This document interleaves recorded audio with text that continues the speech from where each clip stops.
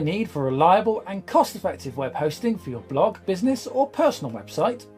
If so, then look no further than Cheap Host UK. Cheap Host UK's basic plan starts from only 58 pence per month. That's £6.99 a year. And if you're needing a little bit more, Cheap Host UK's premium packages start from £1.41 per month or £16.99 a year, complete with a free .co.uk domain. New customers can also take advantage of an extra 10% discount when purchasing any first-time hosting package or domain name from Cheap Host UK. Use discount code SHEEP, that's SHEEP, to get an extra 10% off. For reliable, cost-effective web hosting and domains, look no further than Cheap Host UK. Full details and an affiliate link are in the description to this video.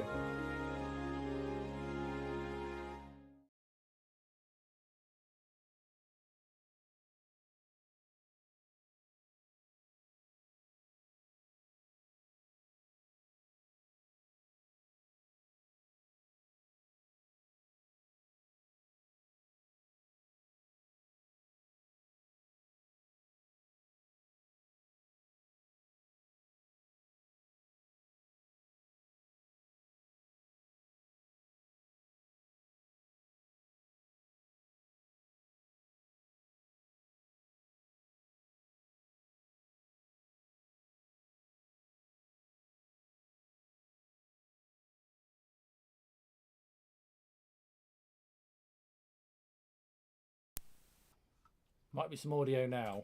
There we go. Apologies about that. I was just... So that means no one heard my wonderful intro. Oh, damn it. Never mind.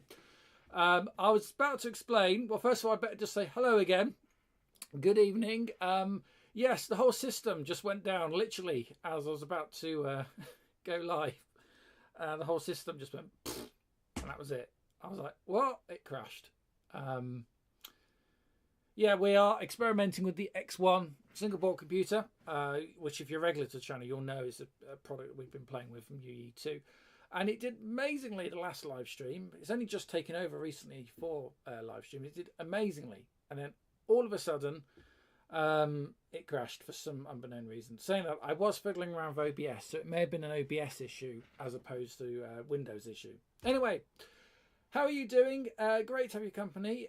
Warm welcome to Wi-Fi Sheep at Christmas. Now, the plan tonight is that I intend to run right for the rest of Christmas Eve until we hit 00 midnight GMT and Christmas Day itself. At which point, I think you can probably excuse me if I decide I've had enough. So I've been thinking about how to fill this time we've got together this evening. I'm assuming if you're watching this live, it's either you're in a different time zone or, like me, you have generally nothing better to do, which is fine. If that's the case, you are most welcome here on Wi-Fi Sheep. If you want to drop any comments or say hi at all, you can in the live chat and comments box, which I don't know why I'm pointing. It's over there to you, I think. Yeah, or down there somewhere. You do need to be a member. And you do need, well, I say a member, you do need to be a subscriber to the channel, not a member, for at least, I think it's like 20 minutes or something before you can actually chat away. Hopefully the delay between the video that you're seeing and the responses to the live chat should be reduced this time. So we should have a more real-time experience. Before we go any further, I better just say a huge thank you to our members. There they all are. So these are the brilliant Patreon and YouTube channel members that so kindly support and back me and this channel and have done throughout the year. If you are by any means wondering where the Wi-Fi Sheep Christmas content for this year actually is, and that's the pre-record edited video stuff, it is there. It's coming through. At the moment, it is just there for Patreon backers and YouTube channel members. So if you haven't seen it yet, do go and check Patreon, which by the way is patreon.com/Wi-Fi Sheep if you want to join on Patreon. And if we go to, that's the wrong slide, there we are, members, you can start from 99p base support, and I have put a post up for members on the, if you like, chat blog, so it should be on your front homepage of YouTube if you are a subscribed channel member. By the way, the Xmas content for this year will be going free and live to everybody at some point. It will probably be between now and the new year when I get the content out, because there's just been so much going on. We'll also say hello to Martin. Hello, Tom. Happy Christmas Eve to all. Well, hello and happy Christmas Eve to you, Martin. Glad you're on, actually. Wanted to ask you a question. Just put myself back in vision. There we are. How is the puppy doing? It was you that has the puppy or puppies, wasn't it? I think it was. Correct me if I'm wrong, but I'm sure it was. Because I remember we had this conversation about 2-3 weeks ago. Bearing in mind, for those of you that regularly will know that we had a new puppy here last Christmas. Last November, actually. Bella, who is downstairs. Not happy because she's on her own down there at the minute, but that dog's never happy. But, oh my goodness, bringing a puppy into the house was just no, never again. She's over 1 now, obviously, but fully grown, huge dog. But yeah, so I'll be very interested. If it was you, Martin, how is that actually going? Right, yeah, so a few things I want to talk about and share. We're going to do, basically, I'm going to look at the TT Go, is it TTL or, yeah, TT Go, I think it is, ESP32 modules, which I did a video on a little while ago. I've also got a few bits to show you, and I've got a video which we're going to look at very shortly. This was only brought to my attention earlier today, so we'll do that in a minute as well. Martin just saying, did you get your car sorted? Yes, my puppy Cocker Spaniels are 15 weeks and crazy as. Yeah, I don't, don't blame you for bleeping out the last word. Yes, I did get the car sorted. I can't remember where we were up to. I think I was complaining about the car. Did we get to the point where I killed it? Or it died on me and just went poof, and that was it, end of it. Nope, gone. And so the Fiat Punto, which I was running, reached 14 years old, 75,000 miles, and done. Finished. Couldn't carry on with it. Terrible, terrible car. I've now got a 2013 Citroen C3, which I'm like the third owner of or something. It's bought from the local Citroen dealer here. Oh, Anna's car. Oh, right. Well, I can't finish my story. So, yeah, I bought a Citroen C3, which is now the new car I'm running, and it's okay. It's not great. Anna's car. Yes. Now, that was right. Yeah, that was right. How can I forget that? Because it was such a trauma. I'm trying to, yeah, so my fiancée Anna broke down last week. Some sort of complete technical failure, and basically they rushed around getting cars to pull. I was live streaming to you, and this all chaos was happening, so I then came off the stream briefly to go downstairs to help push the car on the drive. I don't know how I forgot about that, but I did. Yeah, so it then started up fine the next morning. This was the Sunday. This was Sunday last week, so a week today, last week. Yeah, that makes sense. So basically it started up, and she took it to the garage, and the garage checked it over, and they ran it, and they checked the battery, and it fine. So she's bought some breakdown cover for it, thank God. And yeah, no, so to carry on, but at least now she's got recovery. The problem was recovery had lapsed, so there was no breakdown cover on it, which is why we had the problem. If she breaks down again, she's got breakdown cover now. So, speaking of which, she's actually at work at the moment on the last shift before Christmas. So when she finishes, which is about 15 minutes time, they'll close the shop at 2200. She might be back here by 23. We'll still be on air. So if she is, I did say to her, do you want to pop in? And we might finish the stream together, which might be a disaster. But thanks for asking, Martin. No, she's fine. Sorry, I misunderstood. I thought we were talking about my car. Basically, motoring cars, ugh, hate it. Anyway, much better computers. Because even if computers break, 9 times out of 10 I can do something with them. Right, where should we go? Actually, you know what? Let's start with this. So, a friend of mine, Ryan Casey from the United States. I've known him for, I've got about 14, 15 years now. and he messaged me. We usually like send each other a card and sometimes gifts and things over Christmas. We both know each other from rail enthusiasts, or what they call, I think it's called train fanning or rail fanning in America, what we call train spotting here. So he commented on one of my videos a long time ago, about 14-15 years ago. I used to run a very early YouTube channel called Railview TV. It was the first ever YouTube channel, and basically I did trains.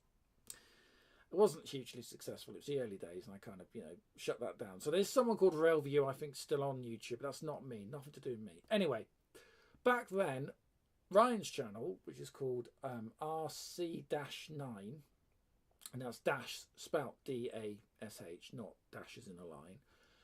Ryan's channel commented on my channel for a video. It's about rail height, difference between British European track and North American track. And do you remember those days where you could make a video reply and then someone can make a video reply to your video and it all kind of linked together? I don't think YouTube does that anymore, but it used to do it. Anyway, from that, a friendship with Ryan sprung up, and we've kind of kept in contact ever since. And just before the pandemic in 2019, himself and his father actually came over to England, I think for the first time for him, and we met up at York at the National Railway Museum at York. So we literally went from New York to York. Anyway, he messaged me early this morning saying that he had uploaded a new video including some footage of my reply to his original comment, and I gave him the video. He said, the YouTube channel's long gone, so I gave him the video, and I said, do you want to re-upload that into something? You can. And he actually did, and he made a video. So I asked, could I share the video here tonight on the channel? He said fine. So Ryan, if you're watching, Merry Christmas, Happy New Year to you and your family. Let me just share this with you because it's quite nice. When friends come to call, an RC-9 Videos Wi-Fi Sheep Special, presented by RC-9 Videos. In 2008, when I ran RC-9 Videos and began making and uploading videos on YouTube, I came across a video by Railview TV about an open house in Crewe, England, a fine place for sick engines.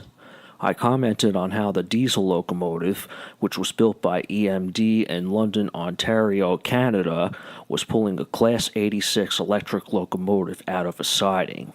From then on, I began following Railview TV's videos, exchanging messages and comments on YouTube. Until one day, in July 2009, the creator of the channel, named Tom Williamson, made a video about UK rail height and track structure to answer my question about how it differs from track structure in North America. One of the reasons I've actually come here to Oswestry Camping Railway Trust today is to settle a little question that one of my YouTube friends, RC-9, asked, which is about UK rail height. Now, I wasn't actually sure what the answer is, so I got my tape measure. I'm here on some standard gauge UK track, so we'll have a look, measure it up and see what the actual distance is. So you can see that from the top of the sleeper to the bottom of the rail is 2 inches. The rail in this case, which is bullhead, is roughly 4.5 to 5 inches high, and then the camera can just see,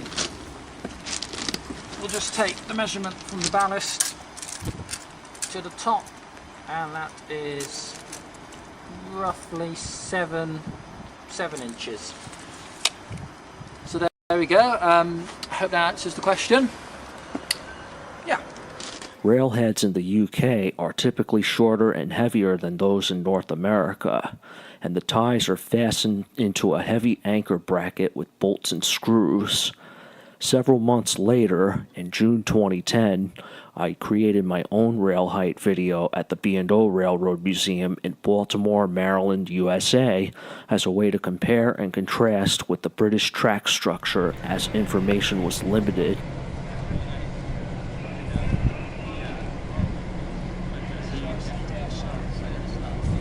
I like to make a little bit of a special video for one of my YouTube users over in England. His name's Railview TV. He did a video about rail height a few months ago, probably last summer. I figured I'd do some of my own rail height video as well. We're right in front of B&O number 3684 here. And let's take up a few measurements of how high the rail actually is.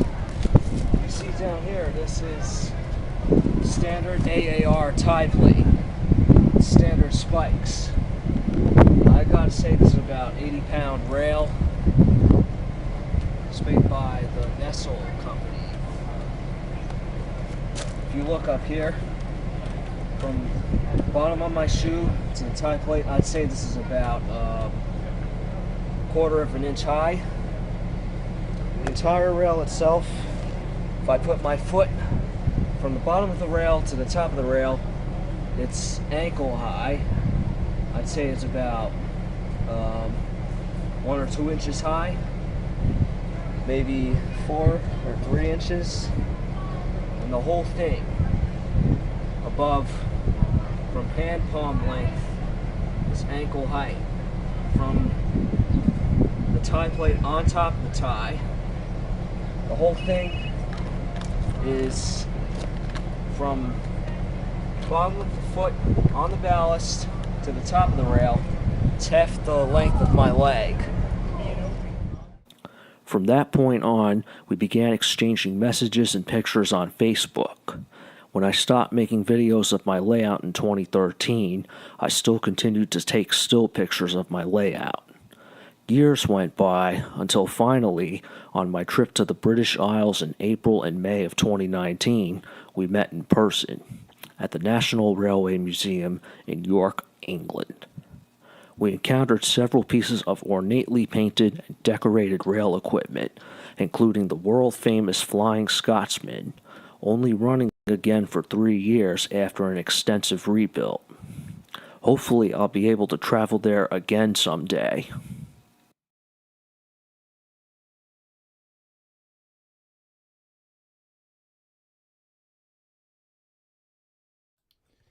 Yeah, so a huge thank you to Ryan for letting me share that. His channel RC-9 is in the comments. There's like an at RC-9 link and a link to the actual video you've just seen. So you want to watch that again, do go and visit his channel and send a bit of support his way. Thanks to the Imp67 saying this segment is so cool. Well, thank you. Well, we really say thanks to Ryan there. If I don't know if I can just go back to that video a minute. Let's have a look. 1 minute. When friends come to call, an RC-9 Videos Wi-Fi Sheep Special, presented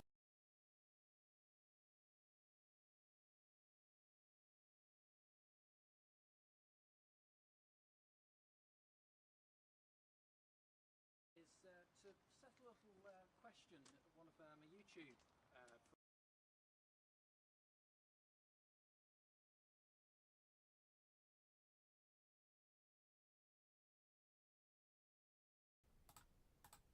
oh, sorry, didn't realise the audio disappeared there. Yeah, I was just saying how young I am in that video that was captured. So yeah, I was just thinking, where's the date? July 2009. Yeah. So I would have still been at university. This is at home in Shropshire where this was taken, but I would have still been technically at uni at that time. So I would have been 22 in that video.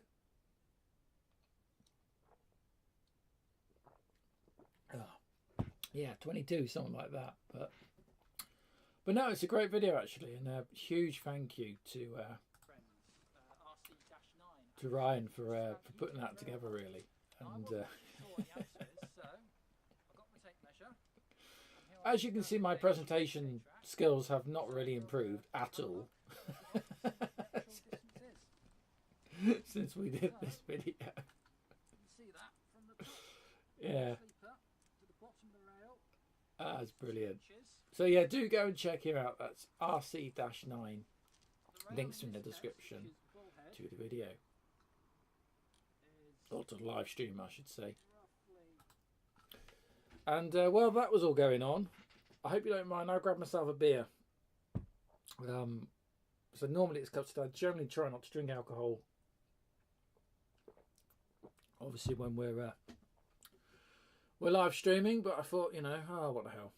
It's Christmas Eve, so right. A few things. What should I show you? Oh, should I show you a couple of very early gifts I've had? See what you make. See what you make of these.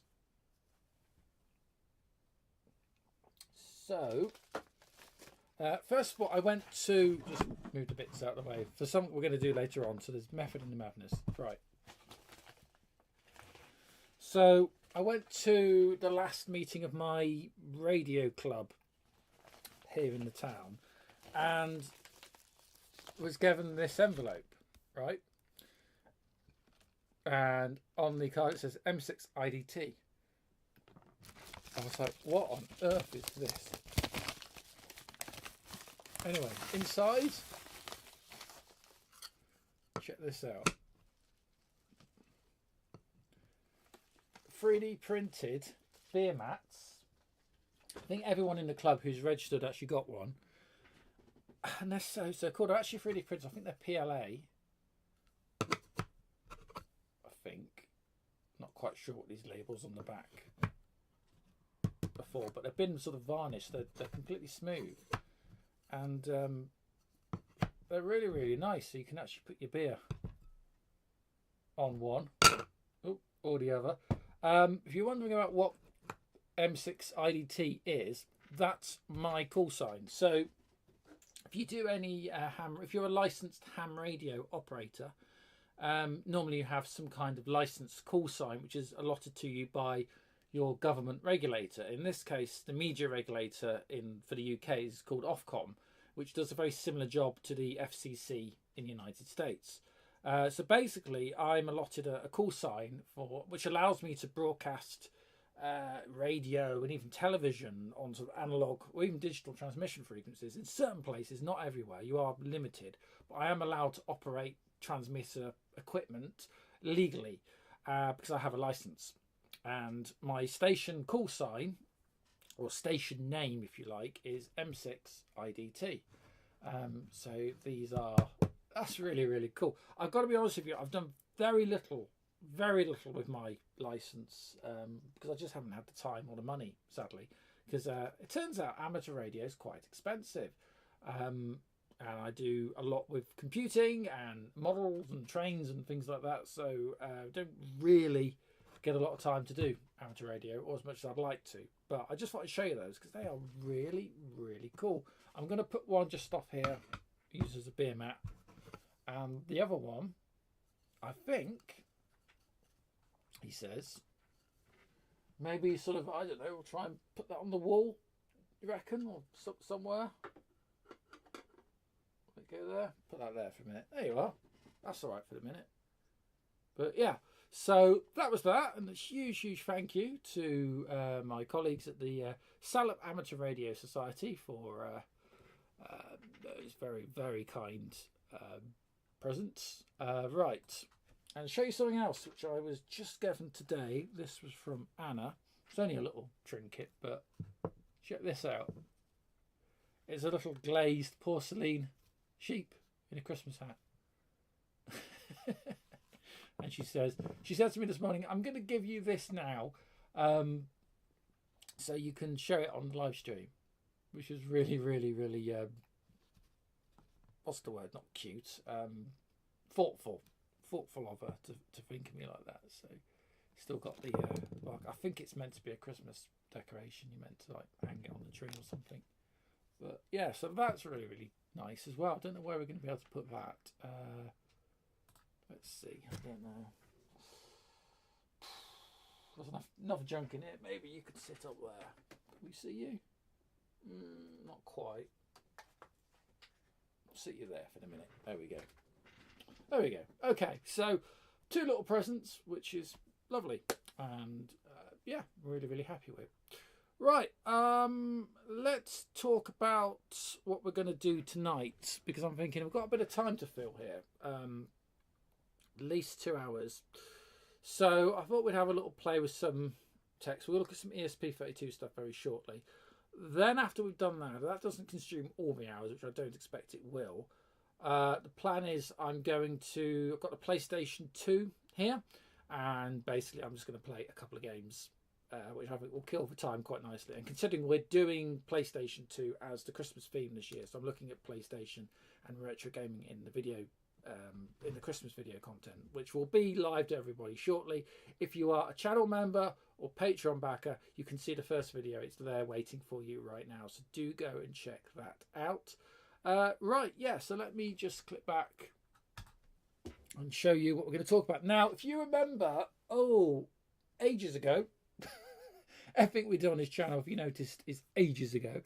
I did a video looking at one of these, which, if you don't know what this is called, it is a TT Go. There we are. I thought it was. Couldn't remember if it's TTL or TT, but this is called a TT Go. And basically, it's a very special form of ESP32 microcontroller. So it has the microcontroller unit on the back here. And this particular device actually crosses the line between microcontroller and single board computer. Technically, it is a microcontroller, but it behaves and acts more like a single board computer.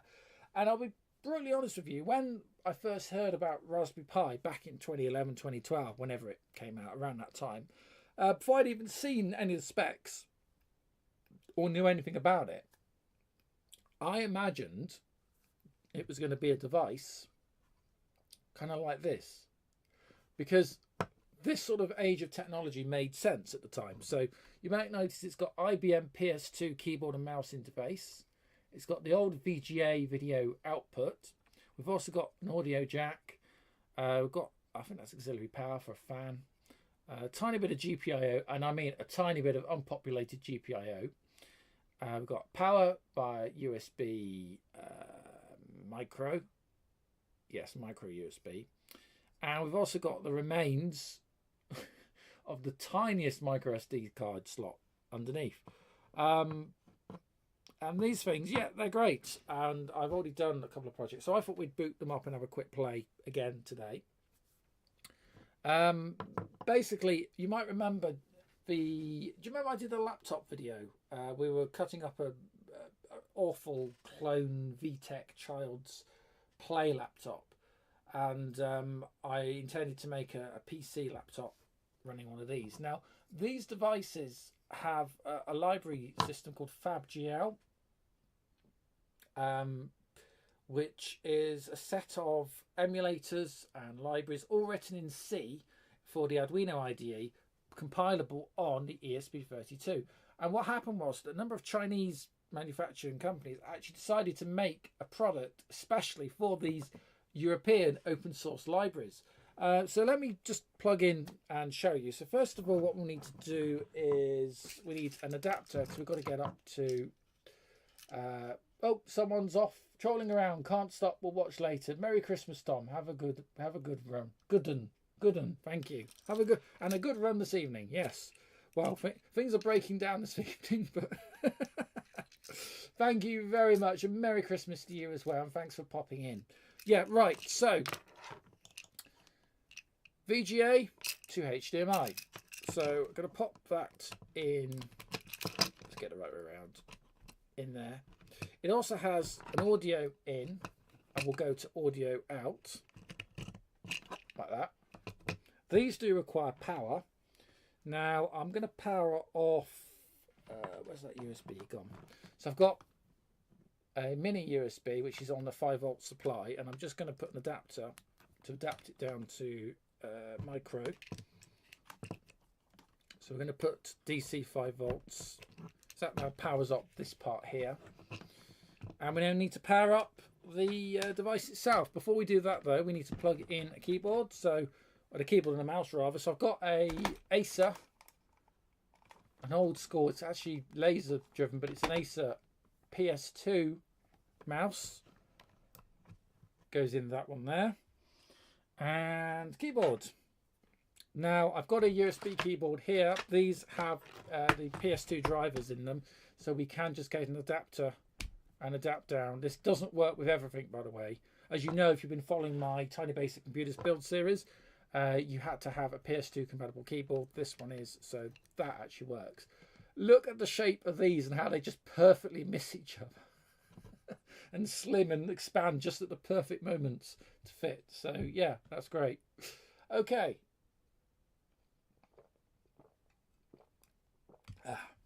So let's have another swig of beer. Okay. So this is a slightly different capture card that's going into the X1. Plug in like that. Final thing we need is we do need an SD card. And I have one here. Let's plug that in. And one thing I don't like about these is how the SD card is really vulnerable. So it just literally just clips in. So it could easily snap. But it's not protected by anything. That's one thing about these boards I don't like. Anyway, that said, let's see what happens. Now if I power up, now if I go to capture card, hopefully you can still hear me. Yeah. Let's power up. What does it now? It doesn't work.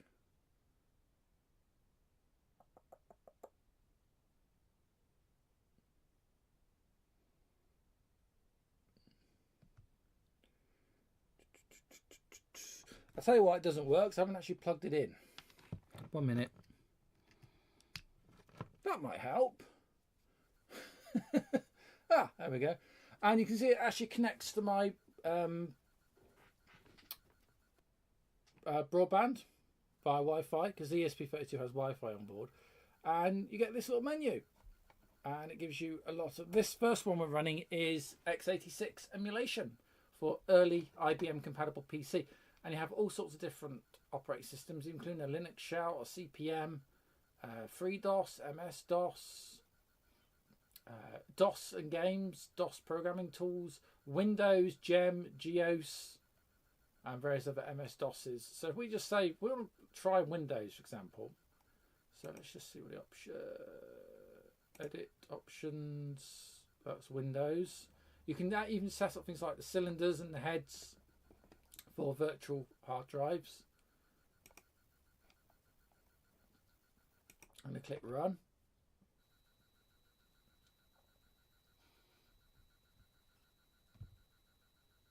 So it boots MS-DOS, well, FreeDOS, a MS-DOS compatible clone.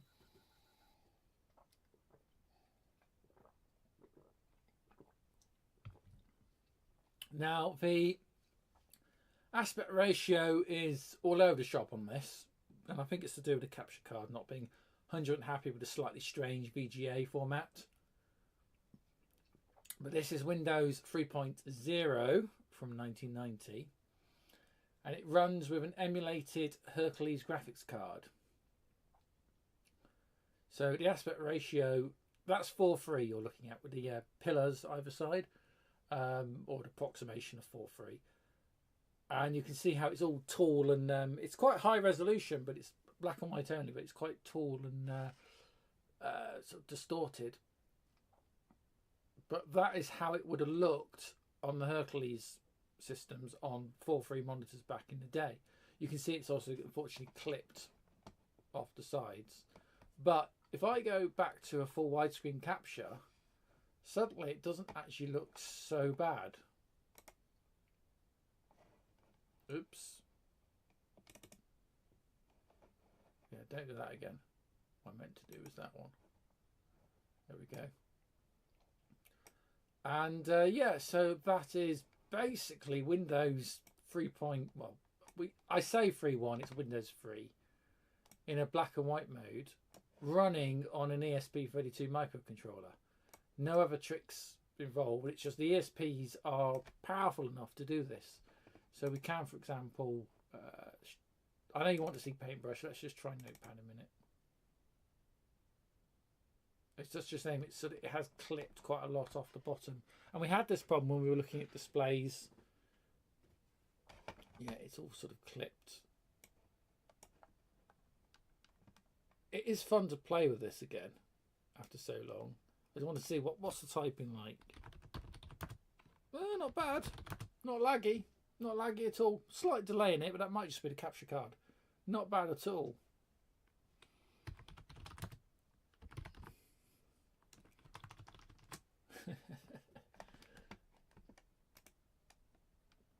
This brings back so many memories.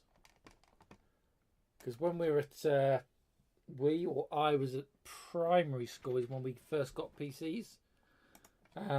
Quite late, 96, 95, 96, and they came with Windows 3.1 loaded. Opus was the brand, Opus, which is a British clone of IBM compatible PC, and they came with 3.1, which was really clunky compared to. I was a Mac user at that time. We had Apple System 7 at home, so seeing this, it was like really clunky. But everyone else absolutely loved it, and it was amazing, and etc. etc. Bearing in mind that we had a PCs and the BBC Micros that we started with were still running, and they both ran side by side. I think the PCs got retired at the same time as the BBC Micros, despite the fact they were much newer, which says an awful lot. But anyway, let's try Paintbrush.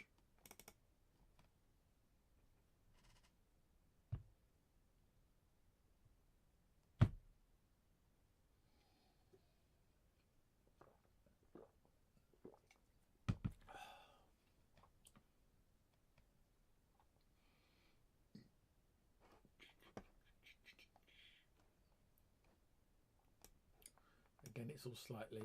So we're only in black and white mode. You could set this to run in CGA mode, but you'd lose a lot of resolution, get something like 4 colours. And Windows 3 or earlier in CGA mode was miserable. Absolutely miserable experience. If you don't believe me, just go and look it up. But yeah, so you don't get the colours, but you sort of get. Oh god, this was basically what we did when we got pixel painting tools, which the first ones we ever had at school were on, PC, and it was this particular version we had of Paintbrush, and it was just, oh dear. It's not too laggy either. It's not bad, but bearing in mind I had ClarisWorks before it became AppleWorks at home, which even for that time on System 7 was far more superior to this. Be it wasn't supplied with the operating system, I'll give you that, where Paint was, but yeah.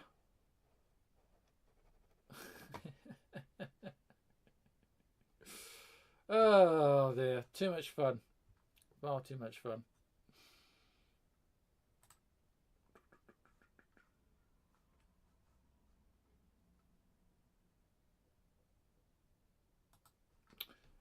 Yeah, so what we should be able to do now, if I go F12, hello, can I go F12, break out of this?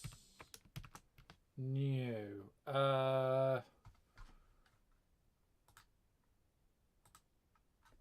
Perhaps I've actually used I can't have more than 2 mice on the desk at once because I just can't cope with it.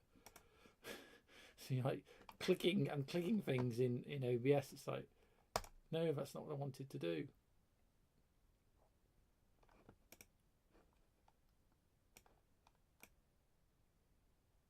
You'll notice actually how early versions of Windows didn't have the processing power to render. The Macs did this as well, by the way, to render the screen moving around. So you'd get this box, which was normal at the time. You sort of get a box, and then you click, and then it would redraw the window.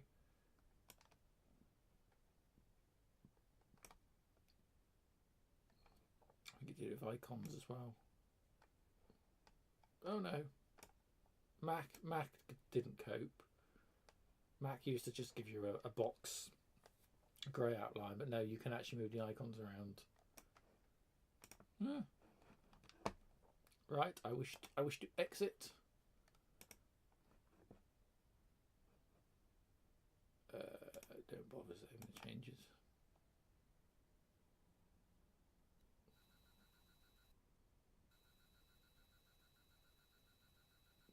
Yeah, it's a bit glitchy. What I'm just going to do is I'm just going to look to reset the ESP32, which, let's see if we can figure this one out. It's one of these buttons, reset. So underneath, tiny little button there, should we press?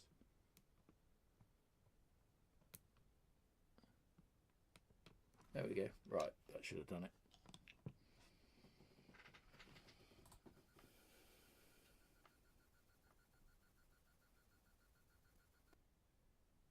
But well worth, just look up from fabgl.com, ESP32 PC emulator. Well worth a look. Hang on, I didn't press anything. No. Bad emulator. No. I think it auto boots if you're too slow, which is annoying.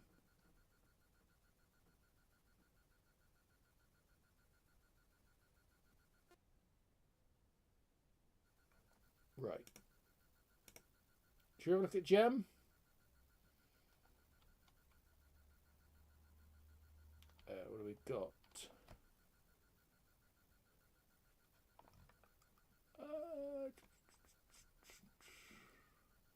Yeah, we'll look at Gem.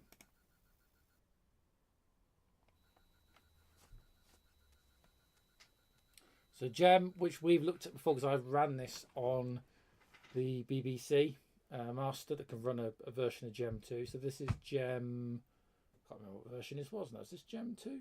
Gem 3?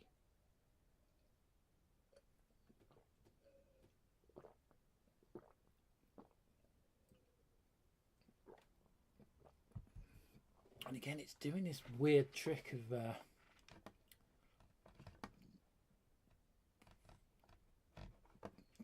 sort of putting stuff onto the over the side, and that's not an issue I can really correct, unfortunately. You'll notice the aspect ratio looks okay. Again, it's using Hercules mode. Got a fair few apps and things on here on Gem. These windows are locked. You can't click. Do anything. Yeah, you can full screen, but well, I say full screen. We can't see what the hell we're doing, which is unfortunate.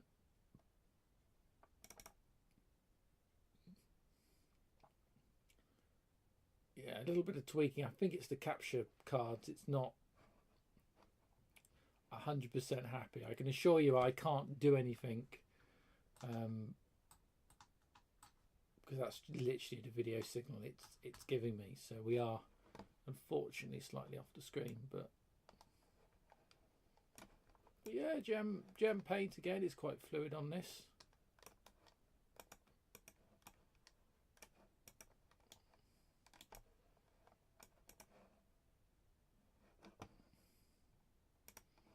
And instead of sort of strange myriads of colours, you just get patterns on the black and white version.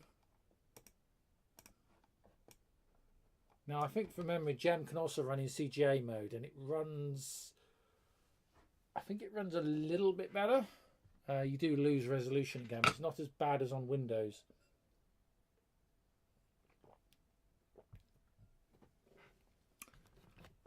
Let's just do another reset.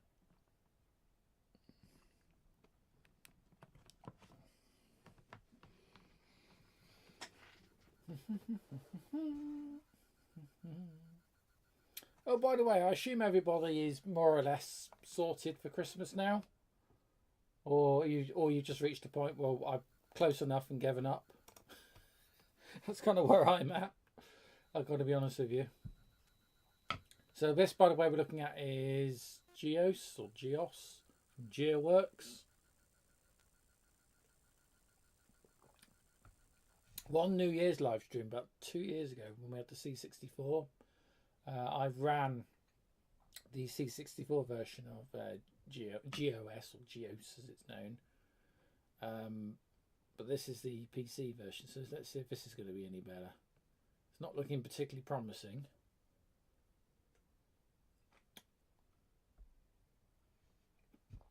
That's even worse. Again, it's really annoying how it's all cropped off one side of the screen.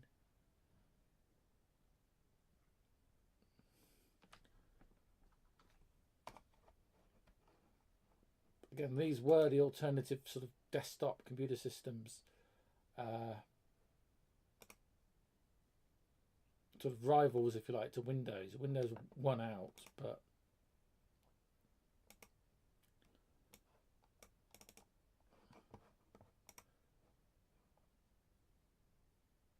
oh, you can drag that window. I mean, they're interesting, aren't they? Interesting OS. I'm just reading the comments here. The M67, all sorted, enjoying the stream with a glass of Baileys. I don't blame you. I'm glad you're enjoying it. I just, when I'm doing these streams, I'm like thinking to myself, oh God, this is not going well. Oh, you just get to the point where, you know, it doesn't matter. It doesn't matter. We're having a bit of fun. And I really am enjoying your company this evening. So, yeah, we'll just have a little chat and a bit of fun about some stuff. I'll try not to moan about things too much.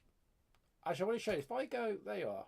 So if I now stretch the image and go full widescreen, you can see how it actually, on the Hercules card, it looks sort of correct. It doesn't look so tall.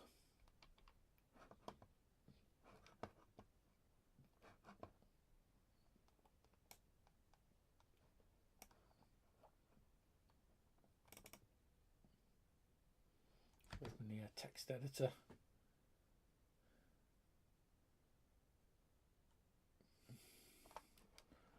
New blank document. I mean, these would be cool to play on DOSBox on a Raspberry Pi or a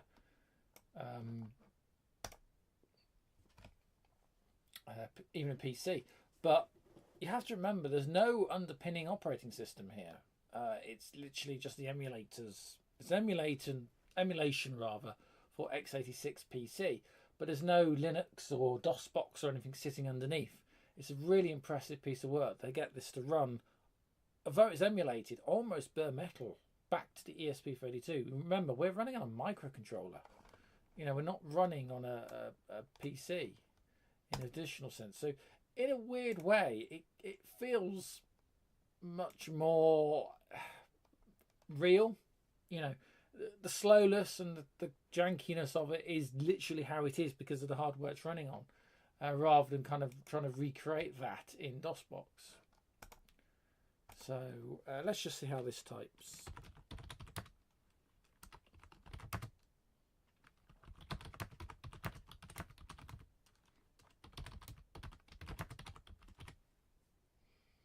Oops. A little bit of a delay, but I don't know if that's because I'm just watching this through a capture card, or if it is actually generally that slow. I've not played with things enough to sort of know for sure, in all honesty. I mean, it's kind of got Windows ideas, like the draw commands are very, very sort of draw. What I mean is these drawers here, these what are called drawers that would open up the menus. That's the same, and unlike Gem, which kept a locked menu bar, a bit like macOS to the top, both Windows and GEOS have a menu per window. I mean, it's not bad. I'll give you that. Actually, that's something. No, for a minute there, I thought the windows were actually rendering in real time as you move them, but no, they're not. I must imagine that. But still, not bad. Certainly usable. I love the way how it's got America Online.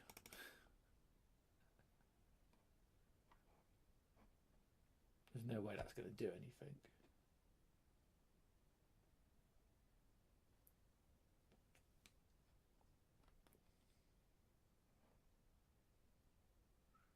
It's trying.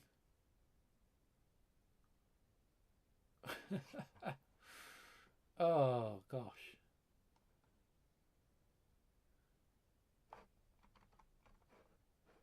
Hang on. Yeah, I can't see what I'm doing.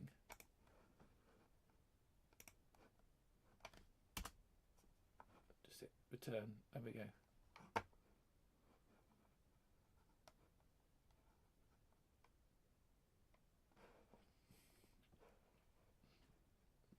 1994, so it's not that old. And it's running inside. So I wonder if this is just more like a Windows application that can just use the. If I just minimise that, what have I done? Possibly.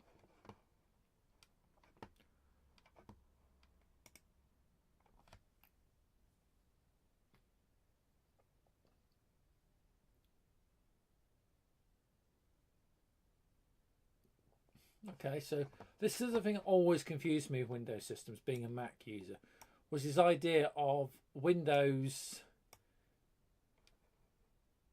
inside Windows. That see now it's getting quite slow. It just seems a bit counterintuitive, if you know what I mean.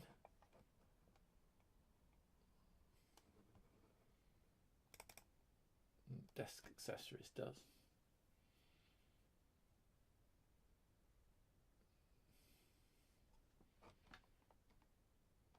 Oh, it's there.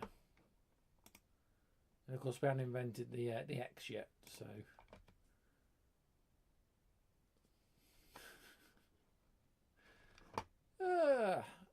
What does DOS do? Does that just load us a DOS in there, or do we go back full screen?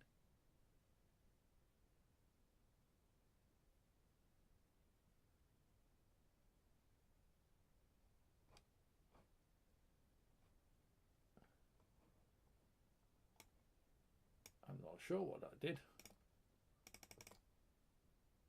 Interesting.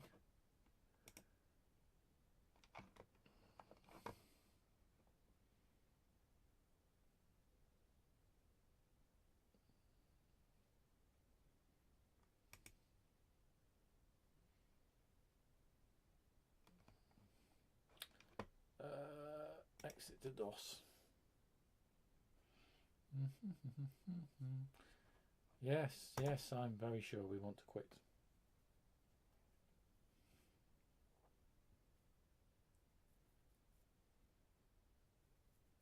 If I get a copy of that, it might be interesting to see how it works on actual a PC if it could run it. So assuming it's a 16, well, it will be a 16-bit operating system. Well, it's a shell, it's an operating system shell for DOS, but that'll be interesting to see. I do actually have a PC that I haven't shown you on the channel yet, which is kind of bad. This is what I mean about projects that have just been sitting there now for the best part of 2-3 years. I have a x86 vintage mid to late 90s PC, and basically I bought it. It doesn't have a CD drive, just a floppy drive, but it's sort of can run up to Windows 98. But I did test it briefly with some 16-bit software from DOS software, and that actually ran quite well. So my sort of plan is there that we could use that to run in real time and show some actual operating systems, because it has a full VGA card. So it would be a little bit better and a bit faster than doing it this way. We'll say hello to Gertmon, saying, hi guys, flying visit, what's happening? We are just taking a look at ESP32s. So what you're looking at is vintage x86 PC being emulated via a mere, and I'll show you here, a mere ESP32. I've actually got another one here that we might plug in. So these ESP32s, called TT Goes, blur the lines between microcontroller and single board computer. I think they're quite fantastic. So we've just been running DOS, we've just been running Windows 3.0, we've ran what else we run? Just run GEOS right now, and we just run Gem as well. We were just waiting for it to finish doing its thing, and I'm not going to wait any longer, so we'll just do a reset.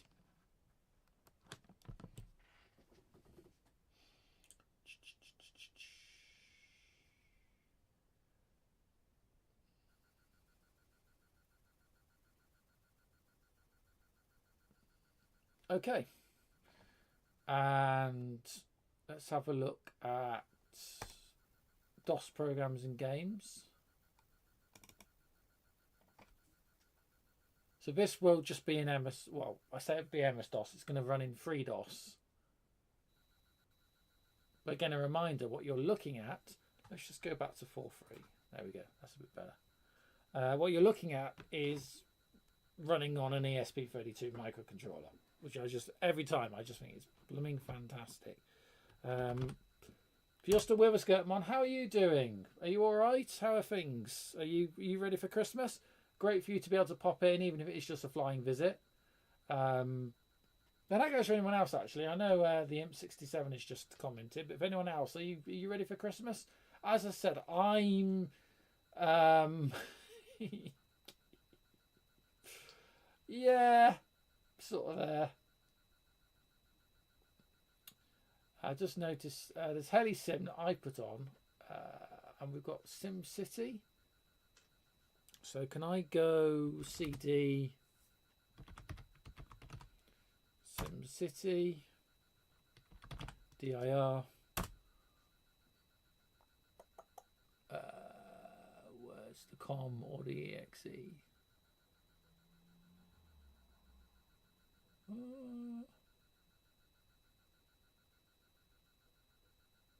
CFG, that wouldn't work, would it? Might work. Should we try it? What do you reckon?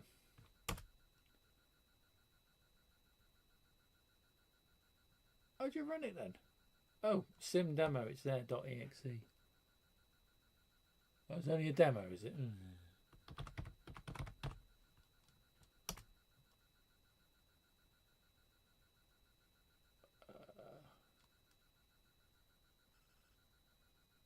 Oh, Hercules not detected. We'll say no then. There was a way to run this, and I can't remember how to do it now. I have ran some. Was it embedded in Windows? It might have been. Anyway, not to worry.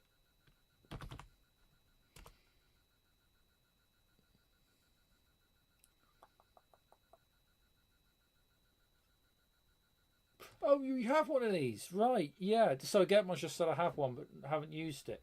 I think you did. You message me or tell me about? I think yes, you did, didn't you? Yeah, because we were talking about the Tiny Basic project, or Project Rio as it is now, and I'll just go back to the head. How there's a library again from FabGL for using these as a color terminal. He's also got a version. He's also got a version rather of Tiny Basic that runs just on one of these boards. I've been thinking about using these as an alternative, especially for the serial terminal, because you can actually tap straight into them by populating the GPIO. Because one or two of these pins do actually work as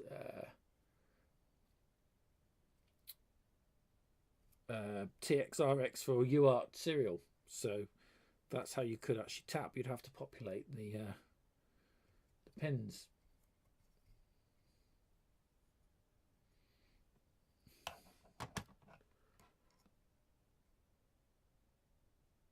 Olimex does do one. Do they?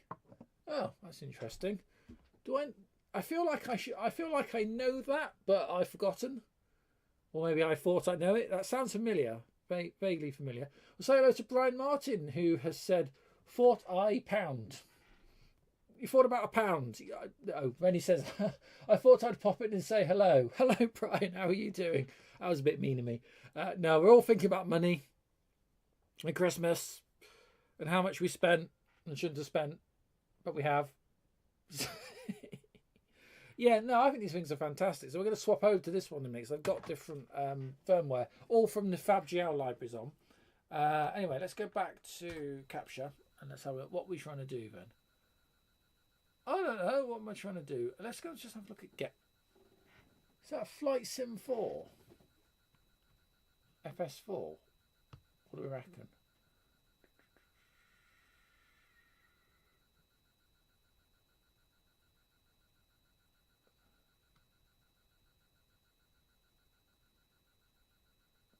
I'm just sorry, I've gone blank. So I'm just reading in the comments. So, family over, but quiet compared to past years. No family here, and Anna's out working, so It is literally me, a dog, and two budgies inside the house, and 12, 13 chickens outside in the coop. But I don't mind. Brian said, yes, I'm hoping for some chump change from Santa.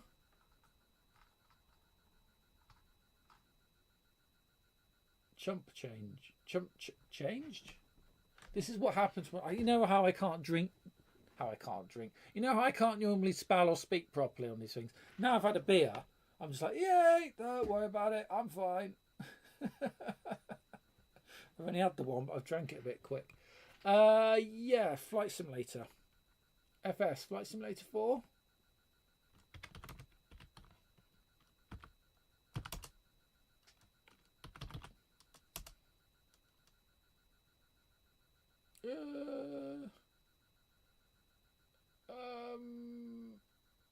Right.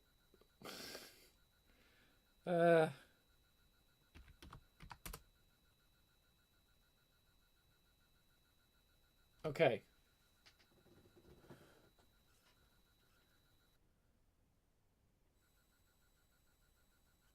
It's Microsoft Flight Simulator, and I, honest to God, cannot tell you how this works. Because I don't know.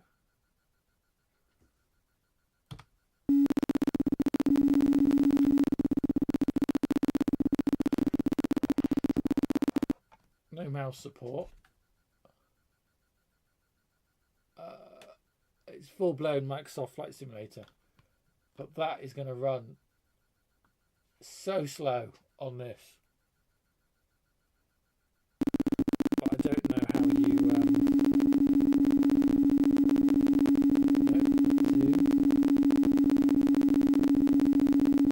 Oh, no, that is... We're running on an original 80, 88, X, 88, 86? 80, no, 80, 80, 86, is that right? Yeah, it's not 82, 86, so 82. I can't, do you know what? Sorry, I can't remember how the Intel x86 works. All I'm saying is we're on the original 16-bit processor, so that's going to be horribly slow, even if it did work.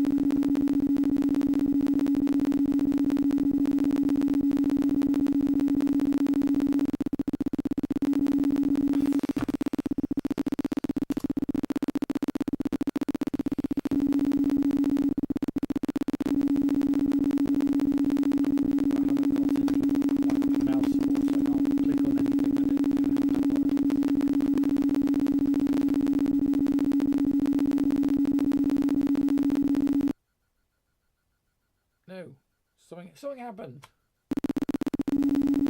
Right.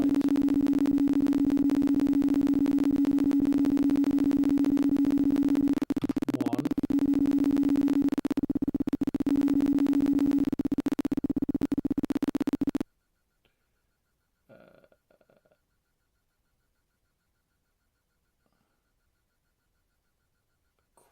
Quit.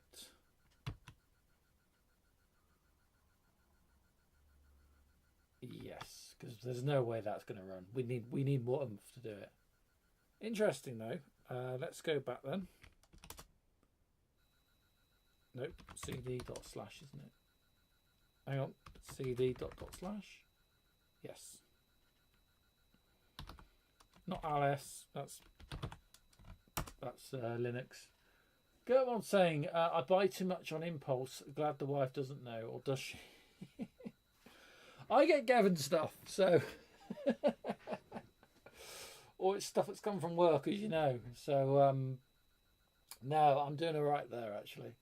I've got more than enough stuff. Actually, a serious point that about stuff, if you know what I mean, and Christmas presents. Me and Sav and I were like, well, what do we really, what do we want? And we don't want to spend an awful lot of money because we're saving, so we've got to buy a house, and and we're busy. I mean, the biggest present I would like is time. I would like to have more time to enjoy the things I do have. So for me, I kind of wasn't too fussed, and neither was she. So we bought each other a few little things, but we don't want to kind of be filling our house up with crap. You know, I'm doing enough of that for both of us with, you know, my computer hoarding, which I'm trying not to do because I've got to thin down on a lot of stuff before we're, you know, finished, before we move. So no, this Christmas has been minimalist, but I honestly don't mind. I'm going to go to look at Hurley Sim, by the way, because I know that works.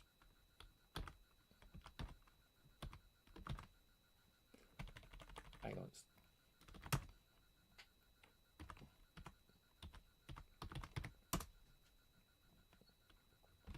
It should just be Hurley Sim, shouldn't it? Heli, yeah.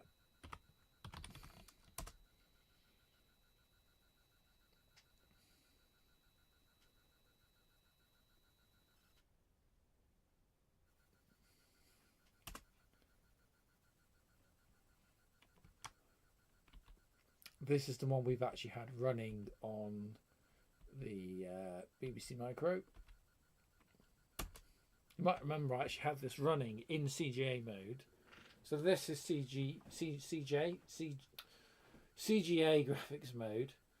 I'm a mixture of tired and I've had a drink, so I apologise again in advance. But yeah, you get the idea of yeah. It actually runs faster, ironically, on the BBC Micro because it emulates via a Pi running a 286 as opposed to this being the original 086 or 8086 chipset. So, I mean, it's not bad, but there's like no frame rate. And the colours are obviously terrible, but that gives you the idea of what's possible. And again, I remind you, we're running on an ESP32.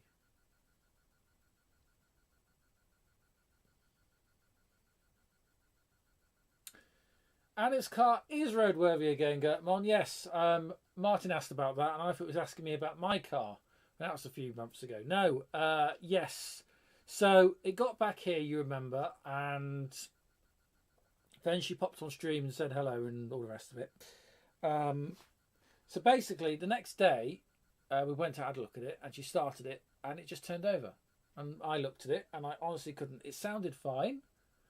It ran fine. So took it to the garage. The garage looked over it, did a full check with batteries, electrics, blah blah blah blah blah. Could not find a fault with it, and it's been running. She's been back to work with it. We've been doing a couple of Christmas shops in it, and it's been fine. She's now got some road cover with the RAC. Other breakdown providers are available, but no, it's fine. So I wonder if it's just some freak electrical fault. She did say she braked very hard because someone stepped out in front of her.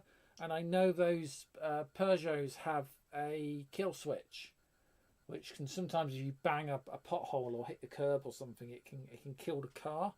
And I don't know. I mean, I don't know enough about cars, but it was my wondering if maybe she just accidentally threw the kill switch or something. Very, very strange. But I think she's all right for now. Again, I've had a drink now, so I can't help her tonight if she has any more problems. She's at work at the moment doing the Christmas late shift, but she should be back. They finished at 10, but obviously she'll be. They're not trading. No, tell a lie. They are trading tomorrow, but she won't be in. She has worked Christmas Day before. But so she'll be here. I did say to her, because we're running till midnight tonight. So I did actually say to her that if she wanted to pop in, then feel free. Last little bit of the stream. But yeah, no, sorted. So we didn't need to spend God knows how much on a used car. I mean, when I replaced my car, I bought a 10-year-old Citroen C3 third user, and spent about $5.5. It's a nice clean car with about 50,000 miles on the clock, but I spent about $5.5 on it. And it's like, that's a lot of money.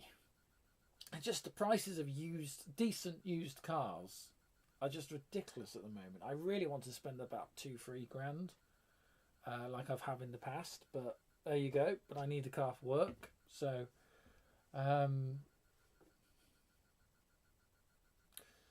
Get one saying French car electrics always had a bad name, but that was back in the day.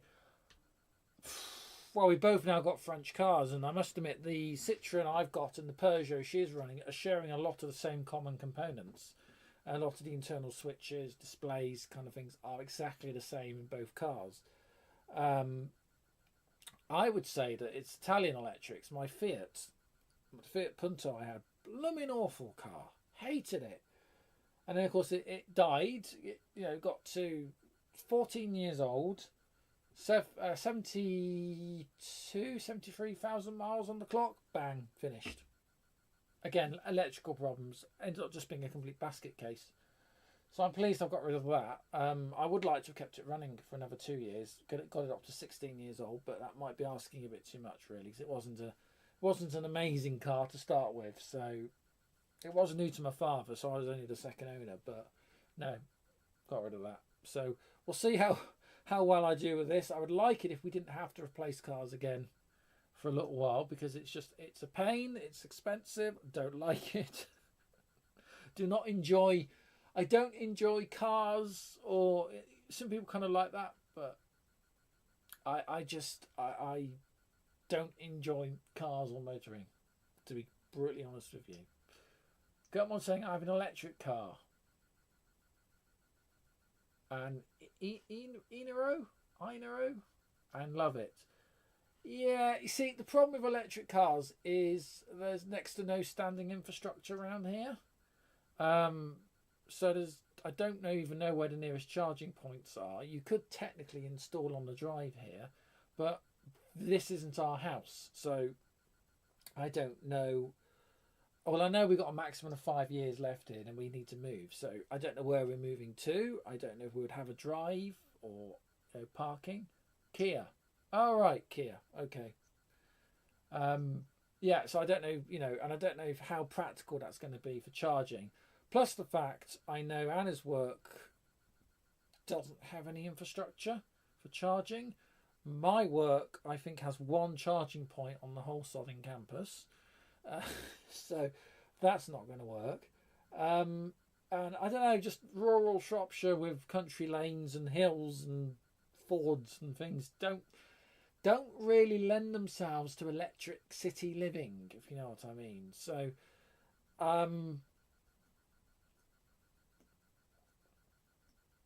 yeah, I'm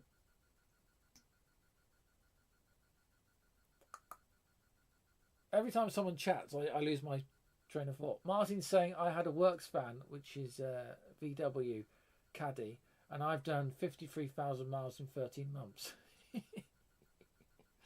Yet the car I just bought's done 50,000 miles in 3 owners. I'm the 3rd owner in 10 years. Yeah. Well, I think if it's a work business vehicle, I could understand that. I mean, I'll be clocking the mileage by the commute to work. It's only a 40-minute drive at the moment. 30 minutes if the traffic's good. And what's that? The other side of Telford. So 20 miles? Yeah, 20 there, 20 back, something like that. Hybrid is maybe an option. Yeah, to be honest with you, I'm more interested in Merry Christmas from Paul, by the way. Paul, thanks so much for dropping in. Great to see you. Yeah, no, for me, I think hydrogen fusion power, or kind of like a hybrid, so like an electric motor-driven vehicle, perhaps. With hydrogen fusion, you've got 2 options. You can either just burn the hydrogen, like for internal combustion, and power that way, or you could run it. You still got to burn the hydrogen, but you could run it through an alternator to charge a battery to drive a vehicle. I think if there is some way of carrying the fuel with you to generate electricity, that would work. I'd be more interested. I think it's more about, can I put some kind of liquid fuel, liquid gas from a petrol station or fueling point into a vehicle, and it doesn't have to be petrol. We don't necessarily have to burn it, but that's why I'm very interested in hydrogen fusion as a possibility. But that's just me. So I'm gonna be very late to the electric revolution. Put it that way. Not because I'm anti-electric. I'm just not convinced by the technology, and the price is just not there for those of us on the lower end of the income scale, put it that way. So, oh wait, where were we? Yeah, so you can see this has been running quite well in demo mode. Let's see if views work.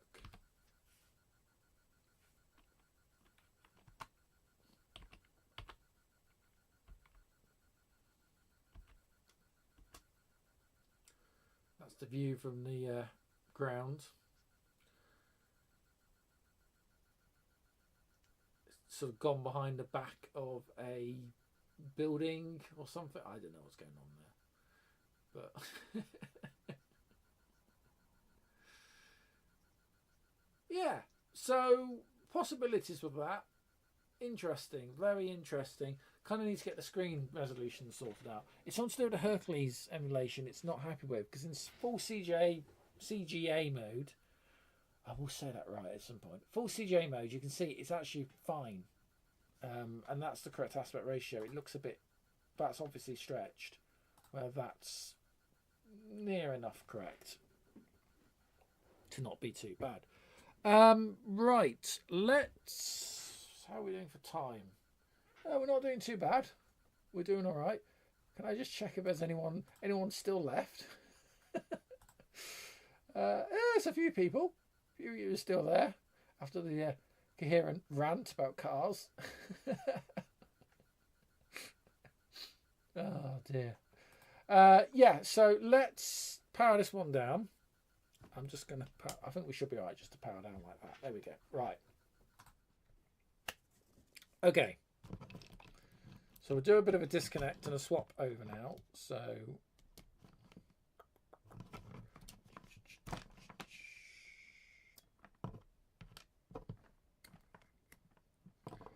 we're going to swap this one for this one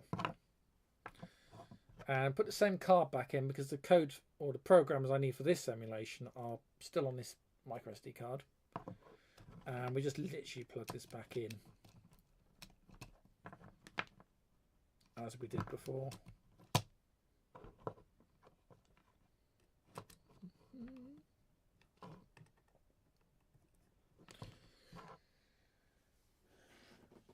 Andrew D is saying, I had an old Leaf petrol and maintenance savings meant that it paid for itself within 4 years.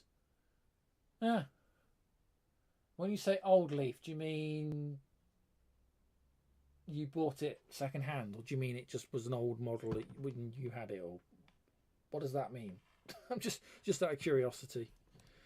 By the way, for those of you that are here in the UK at the moment, what on earth is going on with the weather? How warm is it out there? I'm just looking because I'm running this on Windows 11, and those who've got Windows 11 know you might have the weather widget where the start menu used to be. For 10 and 10 degrees, but very windy. It has been properly warm out there, which is like, what on earth is going on for what's meant to be the end of the year? But windy. Yeah, no, I will grant you that it's been windy. It's been worse the further north you go. It's not, well, it's been about 45 to 50 mile an hour winds here, but I've seen, obviously, if you're on the border up in Scotland, then yeah, a lot worse. Gertman said, yeah, I saved a fortune on fuel, a joy to drive. They are expensive though. And wet and windy up here. Yes, further north you go, the more issues you have. Yeah, that's the problem with electric cars. They're just too expensive. And I fear the used market for electric cars, because I could imagine all the batteries are going to be completely shot and need replacing, and it's just going to be a nightmare, and there's going to be no mileage on them because you won't be able to go anywhere because the batteries are shot. A bit like my phone here is kind of on the end of its life, needs replacing because its battery's shot, and I could just imagine that in a car scenario.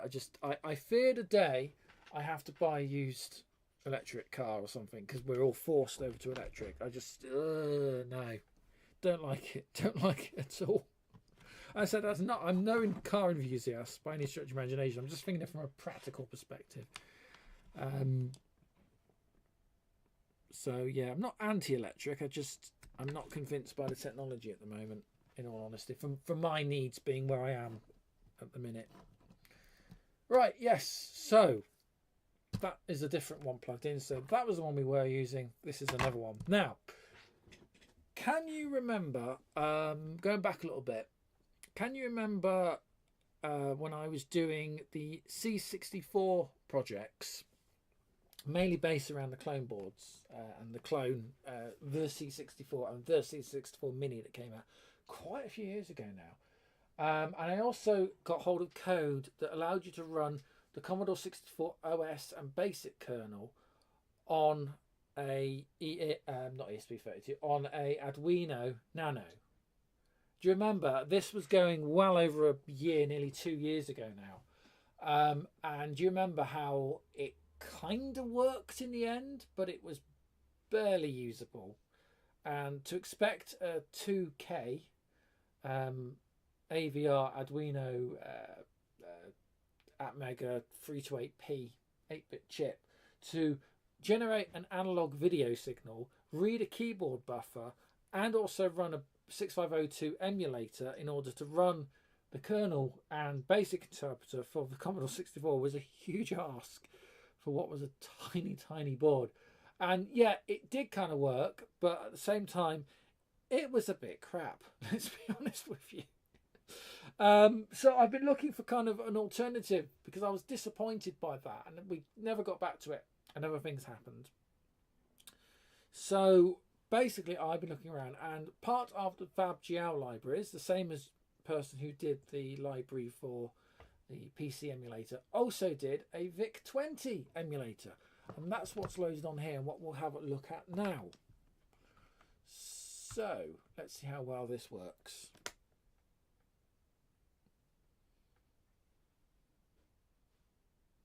There we go. So slightly different interface, but you can see it comes with a lot of sort of open source versions of games preloaded. I think we can just run. If I click run, oh, we also have joystick, so we can actually emulate the joystick. We can expand the RAM, so we could, like, I don't know, put 32K of RAM on the system. So again, what you're looking at here, this interface is on the ESP32 is running this. So let's run.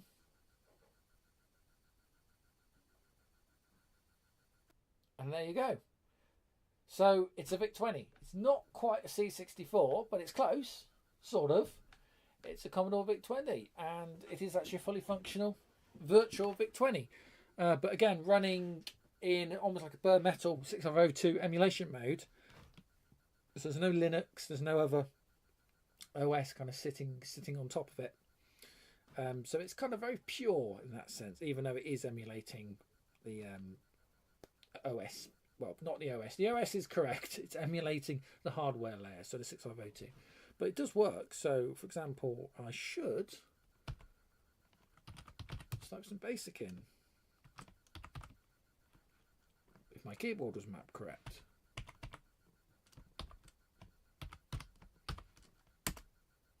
Yeah. So it's brilliant. And this one you can just hit F12. So if I wanted to run something like, and these are kind of the games that come with it. So there's Arkanoid, which is, well, it's an Arkanoid clone. But I just double click.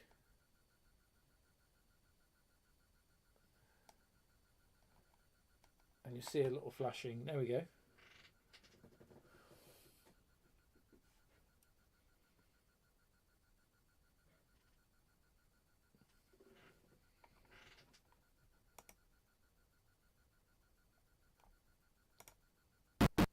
Okay, so the joystick of the mouse control, and this actually plays really, really nice. I struggled with the BBC micro version, I just couldn't play it, but this version actually plays really, really nice, and it's really smooth control with just the mouse for joystick. So I wanted to show you this for the last sort of 2 years or something.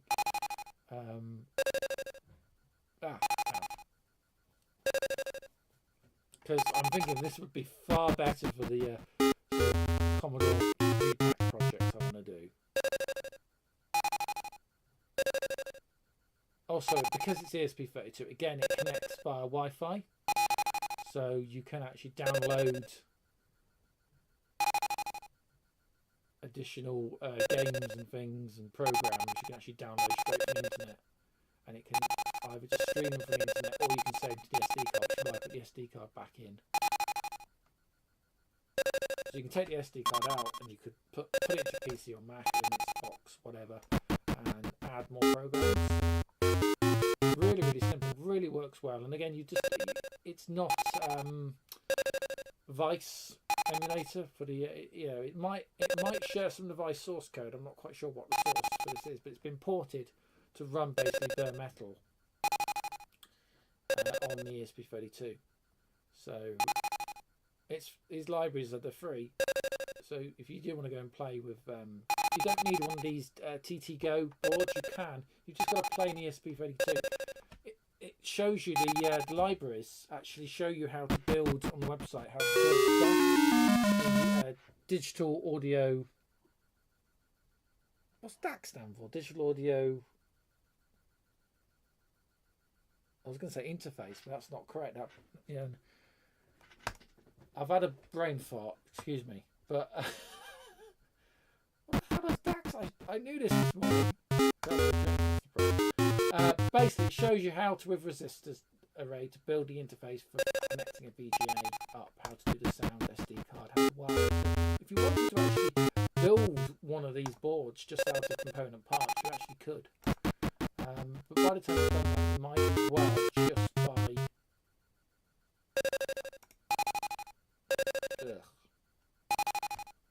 Let's quit out that. Let's just. There we go. You might as well just buy one of these boards. So, what else was I playing? It was quite fun. That's quite fun, but it's a bit difficult. Martin saying, classy retro emulator there, Tom. Liking it. Yeah, well, can't take credit for it.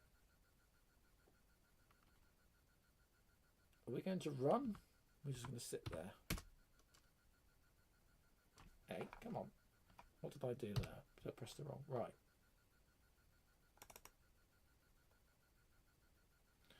The boards are, as Gertmon's just said, the boards are relatively cheap. They have gone up a little bit in price, but they're still going to be under £20, he says. I've got Edge browser here. I haven't streamed it through, but let me just I'll tell you how much they cost. I should type on the right keyboard.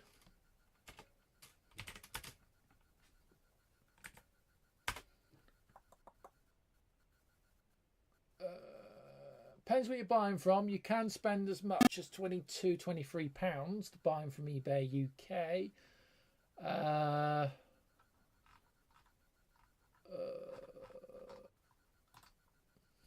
SP32. You need the VGA variant. Oh, there we go. So £9 for the board. If that.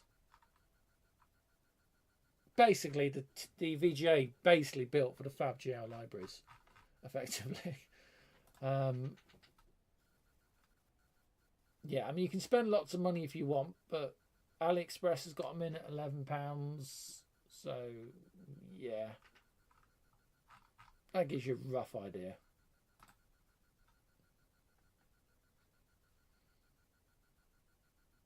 And Gert was saying Banggood, I got mine. Yeah, I've just looked at Banggood. Banggood UK, where are we? £9.61. So that's cheaper than AliExpress. So yeah. There we go. Right, am I playing this game?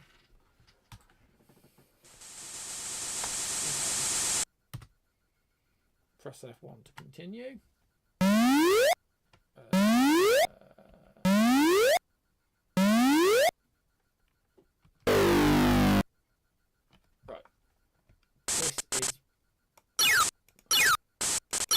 sort of have to kind of like, it's not.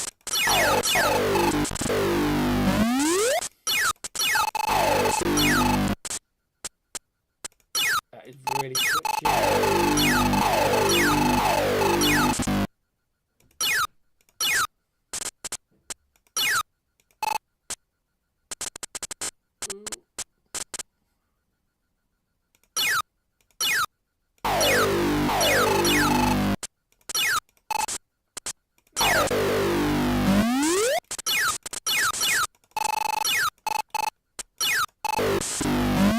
You sort of have to kind of like point in the direction and then push the mouse forward, which is, you get used to it, but it's a bit.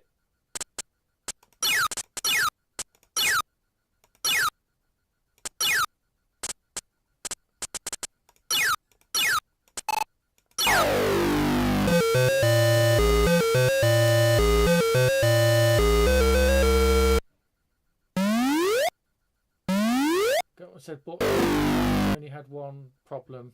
Yeah.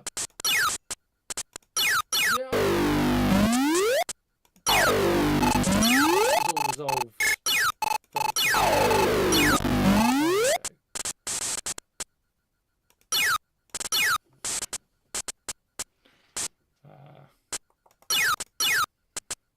You know it's not good when your own mother's just like about me.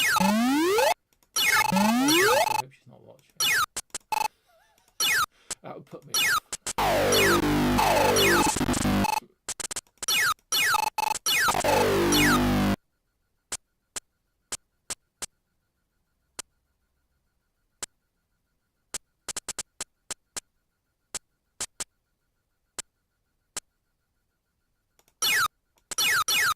Is that a good or bad thing? You can get up there, come on.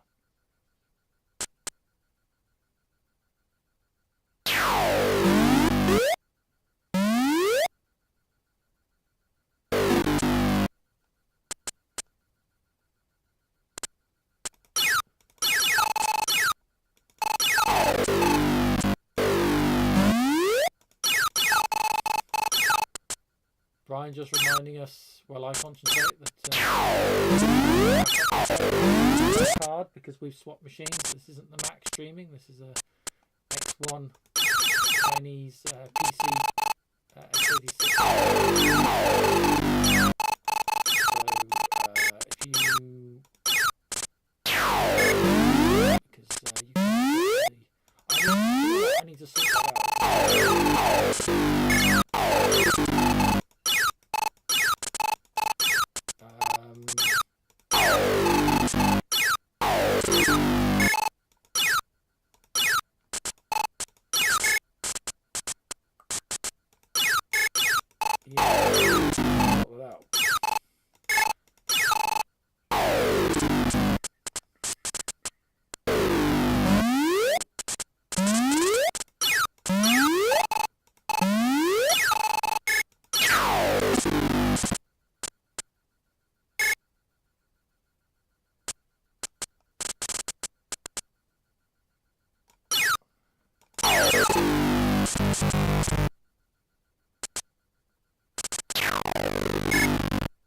Okay, I died.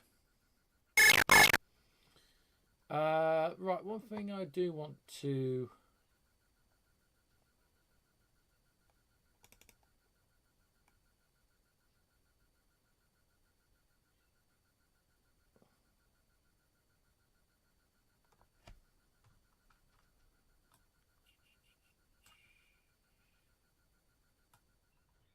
is that a bit, is the sound too loud on the again, I thought I'd set all this up, but obviously I haven't. Apologies if that's a bit loud. The keep, here we go.